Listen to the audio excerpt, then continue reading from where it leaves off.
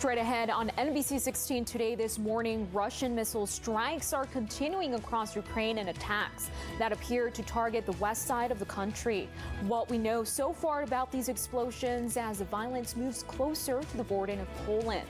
Plus, a new anti-abortion law in Idaho has sparked a response from Oregon legislation. How lawmakers plan on using $15 million in funds to support out-of-state abortion payments. And the University of Oregon is raising its tuition for next year, but current students don't need to worry. We'll explain the changes. Live in Western Oregon, this is NBC 16 Today. Good morning and thanks for joining us for NBC 16 Today. I'm Brisa Mendez. We'll take a closer look of all those top stories shortly. But first, let's check in at the Weather Center with John Viev. Good morning and happy Friday. Good morning. Happy Friday. Yes. I love the white. I feel like we're hoping for blue sunny skies, which, we're going to have. Ukrainian President Volodymyr Zelensky thanks President Biden for additional military aid. Speaking in his nighttime video address to the nation, Zelensky did not give details on what the new package included because he did not want to tip off Russia. He also did not reveal any Ukraine's tactics in the ongoing negotiations with Russia, saying working more in silence than on television, radio, or Facebook is right. PayPal customers can now donate money to Ukrainians. Before yesterday, people in Ukraine were only able to use PayPal to send money out of the country, but they can now receive funds. Ukrainian officials requested the move. PayPal cut off Russia from its services last week. The payment platform will also waive fees of transfer to Ukrainian accounts until the end of June. Gas prices continue to decline just 1 week after hitting a record high in the U.S. The average cost for a gallon of gas is now $4.27 across the country. That's 2 cents lower than yesterday's average, and it's 6 cents lower than the record high 1 week ago. Meanwhile, House Speaker Pelosi calls out big oil, while also saying Congress is doing what it can to address high prices at the pump. When the price of oil goes up, the price of gasoline goes up. When the price of oil goes down, the price of gasoline does not necessarily go down. This is not right. It's not fair. Oil prices fell back below $100 a barrel earlier this week after reaching well over the mark last week. The head men's basketball coach at Mount Hood Community College is now facing federal sex crime charges. According to the Douglas County Sheriff's Office, 35-year-old Nathan Bowie connected with female athletes at a basketball clinic in Glide last November, later developing a relationship on social media. An update to a story we brought to you Wednesday night. The victim of a pedestrian vehicle crash Monday evening has died from his injuries.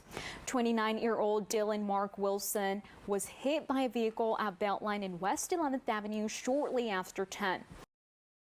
On St. Patrick's Day last year, Lane County was under moderate risk restrictions, allowing indoor dining at 50% capacity. While the year before that, we were in early phase of lockdown. But that's not the case this year. NBC 16 Olivia Young stopped by the Pint Pot Public House in Eugene to check out the festivities. And we've been waiting years for this. From theaters to apartment buildings with sleeping residents, Russia strikes appear to have no limits. The World Health Organization has verified at least 43 attacks on healthcare facilities in Ukraine alone. There are fears Russia could turn to China for a lifeline to continue its deadly assault.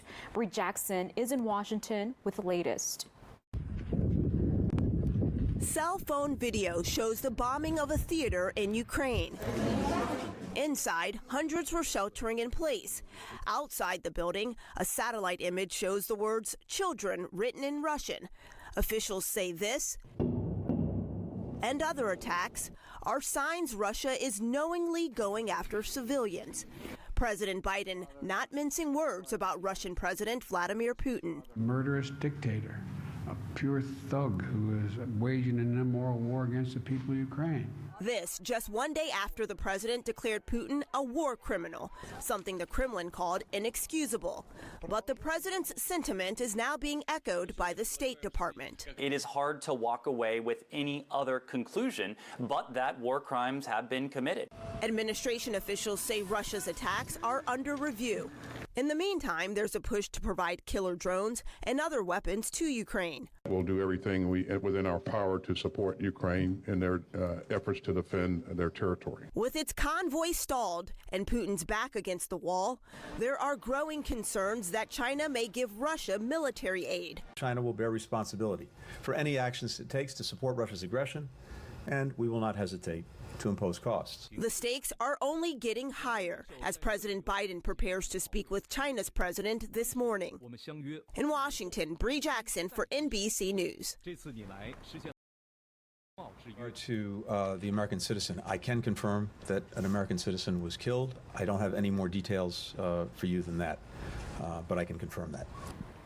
Now, at least 2 American citizens have been killed in the war in Ukraine. The State Department confirmed the death of another American citizen killed in the fighting. The Associated Press is reporting that American was killed by Russian forces while waiting in a bread line. Well, John VF, this weekend, Sunday is the first day of spring season, and heading into Tuesday, looking at temperatures nearing those 70 degrees. I know, in the Umpqua Valley, we are so excited for that. But first, we'll make it through a little bit of some rain this weekend, which was definitely going to help with our drought, like you were saying. Yes. So happy Friday, though. Happy Friday to everyone. Thank you so much for joining us on NBC 16 today. More news in 25 minutes and anytime on NBC16.com.